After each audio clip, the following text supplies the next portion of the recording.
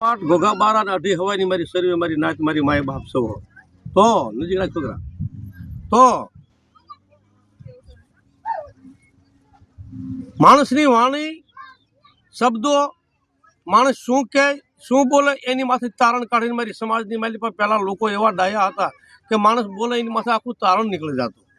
અને તારણ કાઢી અને શબ્દો પછી જોઈ વિચારી અને જોખી અને માણસ ન્યાય આપતા કેવી રીતે કે માણસ બોલે એની માથે ખબર પડી જતી એવી મારી ના ડાય હતી અને હજી પણ છે નથી એવું નહીં પણ કે કાળું તલસી ને એનો છોકરો એવું બોલે મારી નાત એના પેટમાં પડેલું પાપ એ બહાર કાઢે છે શબ્દોમાં બહાર આવે જુઓ એના શબ્દોમાં પાપ એનું બહાર આવે છે એનું કર્મ એ ઢાંકવા માટે થઈને આ શબ્દો વાપર્યો છે કયો શબ્દ હું તમને એનો શોખ કરી દઉં નજીક રાખ કયો શબ્દ એના પેટમાં પડેલું પાપ છે એ ઢાંકવા માટે થઈને એના મુખમાંથી શબ્દો નીકળે એટલે આપણને શબ્દો ઓળખાવવો પડે અને એ શબ્દોને તમે વિચારો એ શબ્દોને તમે હરખાએ તપાસો એટલે તમને એની માલિપાથી રહસ્ય મળે કે આ માણસ જીતેલો છે કે હારેલો છે આના પેટની માલિપા કરમ હતાડેલું છે કે નથી હતાડેલું બોલવા ઉપરથી પરખાય બોલવા ઉપરથી ખબર પડે બોલવા ઉપરથી જાણ થાય મારી નાચ તો કાળું તલસીનો એના છોકરાનો બેનો વિડીયો આવ્યો એમાં એમ બોલ્યો એનો છોકરાનો કાળું તલસી કે કેશું નાનું ને કોદાળી દેવાની થાય છે એમ કેમ ન બોલ્યો અમે કોદાળી કાઢી નાખશું અમે આનો ઉત્તર અવતાર દેવા અમે આવશું અમારી પાસે પાપ નથી અમારી પાસે આ વેદ નથી અમે એનો જવાબ દેવા આવી મારી નાત એમ કેમ ન બોલ્યો પણ જો મારી નાત તમને સમજણ ભગવાને આપી હોય તમારી પાસે બુદ્ધિ તમને ભગવાને આપી હોય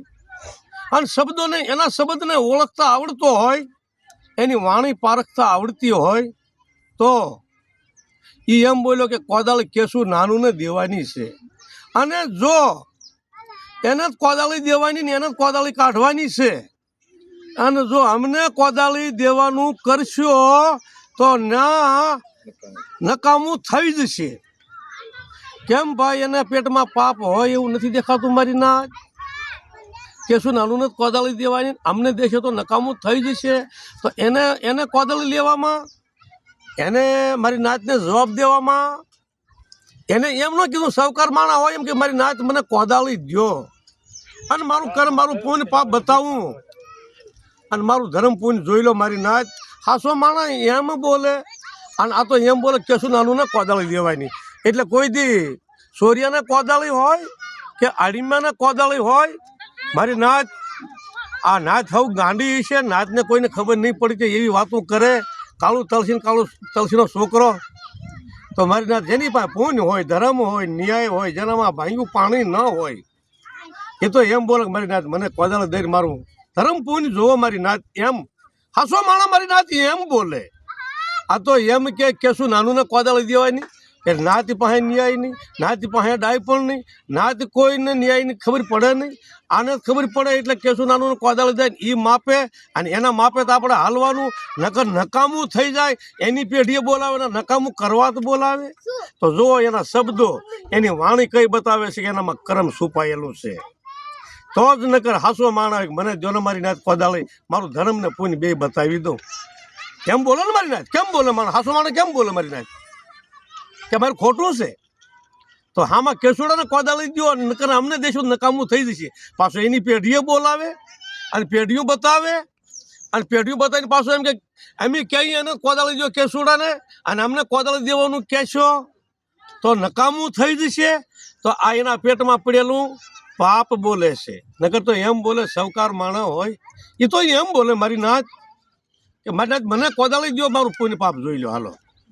મારી નાચ બરાબર ને કે ખોટું છે મારું ધન્યવાદ ખૂબ ખૂબ આભાર મારી સર્વે સમાજનો બે હાથ જોડીને નમ્ર વિનંતી કરું છું મારી નાચ આ શબ્દો બરાબર હરખાએ તમે વિચારજો આ શબ્દો તમને હાસો ન્યાય હાસો કાનૂન ચાર ધામના રખાના ન્યાયની વાતની તમને જાણ થઈ જશે